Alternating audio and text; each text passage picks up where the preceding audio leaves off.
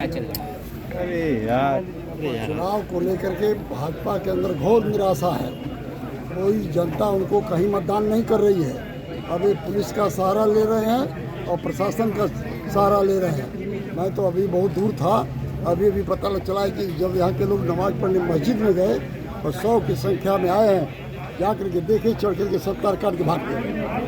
और जब वो सूचना मिली तो मैं आया हूँ तो भाग गए। कौन आया था?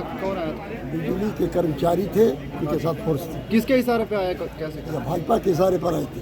अच्छा। शर्मा के तो क्यों इस तरह की घटनाएं की जा रही है? क्योंकि मुसलमान बस्ती वोट तो ये भी दे सकते हैं भाजपा को, कोई तो क्लियर है नहीं कि किसको देना इनको है, लेकिन क्यों इन लोगों के साथ जांच की जा रही है? आतंक फैला रहे हैं। ये लोग जानते हैं, सब लोग, कि ये सारे समाजवादी पार्टी के मतदाता हैं, तो मतदाताओं में आतंक फैलाने के लिए ये रात को छापा मार रहे हैं। कल अभी एक दुकान में त्रिंदीपुर में घुस करके राशिद नाम के लड़के को उठा लाए, जबकि उस पर कोई आरोप नहीं है।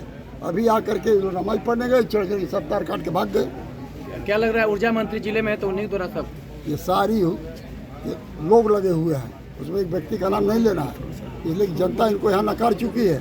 50,000 से यहाँ की जनता चुनाव हमको जिता रही है, तो बौखला करके ये सब कार्रवाई कर रहे हैं। उससे भी कुछ होने वाला इनका नहीं है, लेकिन जनता के साथ अन्याय कर रहे हैं, लाइन काट रहे हैं। इस गर्मी में जनता कैसे रहेगी? क्या रणनीति आपकी अगली रणनीति? सवाल ये है विधायक जी कि चुनाव है और 2 दिन रह गया है। अब ऐसे में बीजेपी की तरफ से इस तरीके का स्टंट क्यों लिया जाएगा कि बिजली काट करके वो अपना वोट खराब करे? इसलिए कि इनका वोट है ही नहीं। चाहते हैं कि पोलिंग कम हो, लोग परेशान हो, वोट रहेगा तब न कोई स्टंट कोई लगे। जब वोटे नहीं तो स्टंट क्या लेंगे? तो यहाँ कितनी बड़ी आबादी रह रही है इन लोगों की, कितना असर इस आबादी से चुनाव में पड़ रहा है? इस टाउन में आबादी 20,000 है माइनॉरिटी की, और सारा और कुल मिला के 50,000 वोट है। यहाँ 200 वोट इन लोगों को मिलने वाला नहीं है किसी जाति का। सारे जाति धर्म के लोग यहाँ मन बना चुके हैं साइकिल वोट देने के लिए। ये सारी चीज़ें क्या सरकार के इशारे पर हो रही है, जो यहाँ पे लोकल स्थानीय कर्मचारी या अधिकारी हैं? यह कहीं बिना इशारे के यह हो कैसे सकता है? घोसी में इंस्पेक्टर है जिसका 58 साल बीत चुका है। 58 वर्ष के बाद कोई चार्ज पर नहीं रह सकता। उसको ये तांडव मचाने के लिए उसको रखे हैं। जब नियम में नहीं है तो क्यों तांडव मचवा रहे हैं यहाँ पर? वो घूम घूम कर सबको मर रहा है, पीट रहा है, ये लोग बिजली काट रहे हैं। बीजेपी तो ये भी कहती है कि जो मुस्लिम है वो बीजेपी का वोटर्स है। आप पूछ, अब इनका बयान खुद ही आप ले लीजिए। मकसद इनका क्या? भाजपा वालों को जिस मकसद तरह है से कि डराना, धमकाना, वोट की पोलिंग न होने देना, यही इनका मकसद है। देहात में भी इनके पास कुछ नहीं है। क्या समझते हैं यहाँ कुछ रोक लेंगे तो देहात में जीत जाएंगे? देहात में तो 90% सारी जातियाँ मेरे साथ हैं।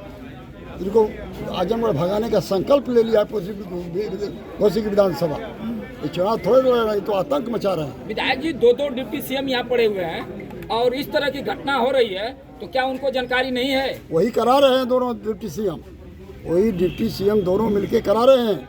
एक डिप्टी सीएम जो हैं, जो अपने विधानसभा नहीं जीत पाए, दूसरे की कृपा से विधान मंत्री हैं, वो आए हैं दूसरे को जिताने के लिए। वही तो सब करवा रहे हैं दोनों डिप्टी सीएम मिल करके।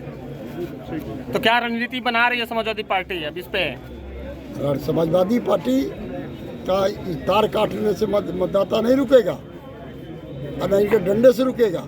एक एक मतदाता वोट डालेगा 5 तारीख को, और 5 तारीख को जब वोट पोल हो जाएगा तो 6 तारीख के बाद तो खुद सब लोग ठीक हो जाएंगे, अपने आप ठीक हो जाएंगे। ठीक, थैंक यू।